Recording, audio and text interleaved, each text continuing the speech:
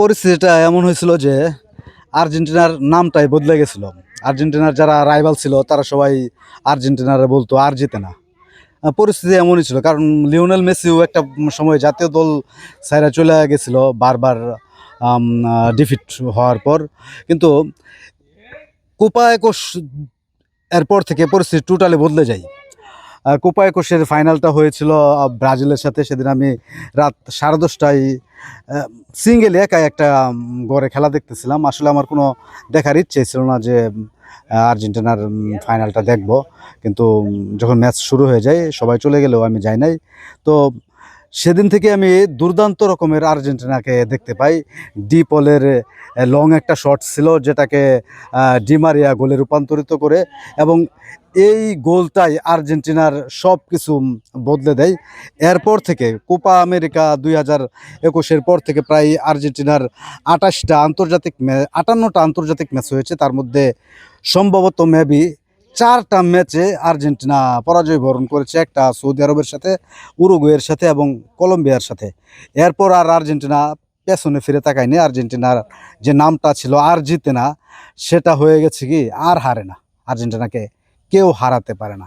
তো এবারও 2026 বিশ্বকাপে আমি মনে করতেছি যে আর্জেন্টিনাই এবার বিশ্বকাপটা তুলে ধরবে। আর্জেন্টিনার এই বিশ্বকাপে একটা বাধাই আছে, সেটা হলো উরুগুয়ের বাধা। সম্ভবত দ্বিতীয় রাউন্ডে উরুগুয়ের সাথে আর্জেন্টিনার ম্যাচ আছে। উরুগুয়ে আর্জেন্টিনার প্রতিবেশী রাষ্ট্র। এরপর উরুগুয়ের বর্তমান কোচ আর্জেন্টিনার 2018 বিশ্বকাপের কোচ ছিল। তো লোকাল টিম হিসাবে আর্জেন্টিনার শক্তিমত্তা সবই জানে উরুগুয়ে। তো যদি এই উরুগুয়ে বাধাটা পেরে যায়, এরপরে ম্যাচগুলো সাধারণত দুর্বল টিমের সাথেই পড়বে। তো শেষ পর্যায়ে কোয়ার্টার ফাইনালে পর্তুগালের সাথে আর্জেন্টিনার ম্যাচ আছে। পর্তুগালের সাথে বাধাটাও আর্জেন্টিনা ডিঙিয়ে নেবে, যদিও পর্তুগালের মিডফিল্ড আর্জেন্টিনার চেয়ে অনেকটা শক্তিশালী। কিন্তু আর্জেন্টিনার যে লিগেসি এবং টিম বন্ডিং, সেই লিগেসির সাথে পর্তুগাল কুলিয়ে উঠতে পারবে না। এবং ফাইনালি খেলাধুলার যে এই গ্রুপিংয়ের যে বিভাজনটা, সে হিসাবে সেমিফাইনালটা হবে স্পেন এবং ফ্রান্সের একটা সেমিফাইনাল হবে।